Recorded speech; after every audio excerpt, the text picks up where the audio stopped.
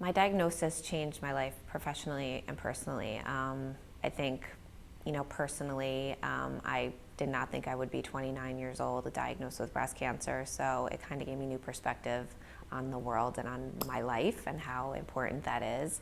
But I think professionally, it gave me new perspective that we're not saving lives every day, right? But we're doing really great work, and selling product and our clients' product and putting ads out there is super important wherever we're doing it. But at the same time, we are real, we're humans. We work in office settings, we go and are at meetings back to back, but at the same time, there is that importance of, real life and personal that kind of come into each other. And I think it helped me both personally and professionally to see that like human side of what we do.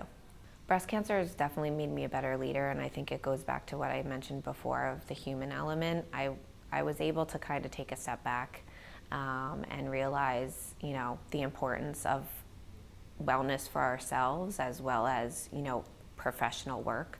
And I think for me, being a leader, what it allowed me to do is really see like the insides, I guess, of my people that work for me.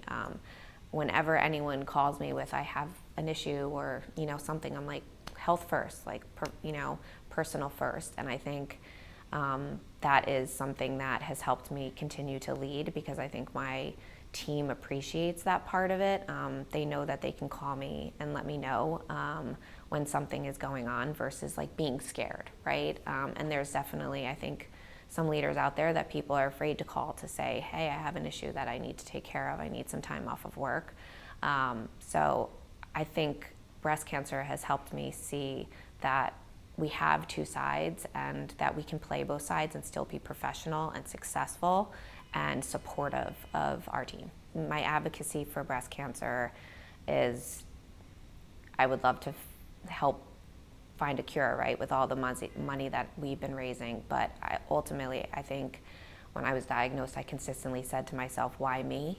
And I think that why is to be able to give back and to be able to help other women and men who are diagnosed with cancer, to really let them know that someone else is there, that I'm an ear, I'm somebody that they can lean on to ask questions, and that I'm someone that wants to help when there is a diagnosis, whether that is that ear, that is sending you a couple personal items that will kind of keep you smiling, or getting through some treatments or surgeries that you have, and giving you kind of facts about things that the doctor doesn't tell you, since I think they try not to scare you and tell you everything.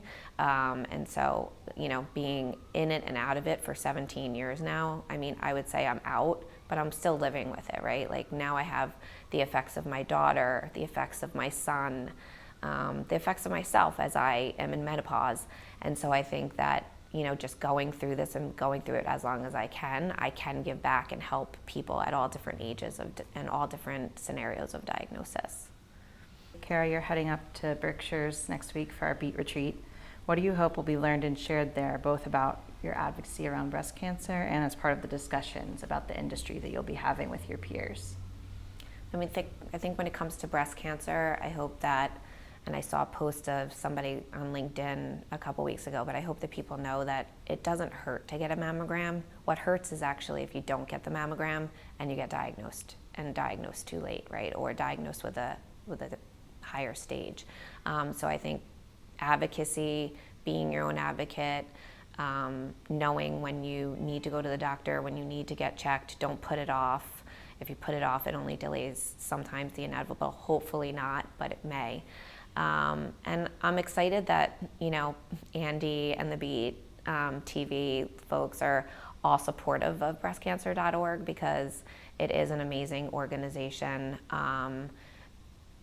Being at an event a couple months ago, like some of the things that they're doing behind, how they educate folks and everything that they're doing. And I hope that at the Beat Retreat, some people can see some of the things that they're doing.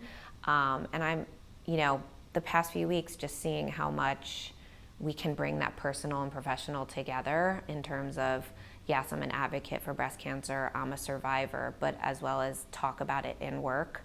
and some of that advocacy coming to life through work is really important.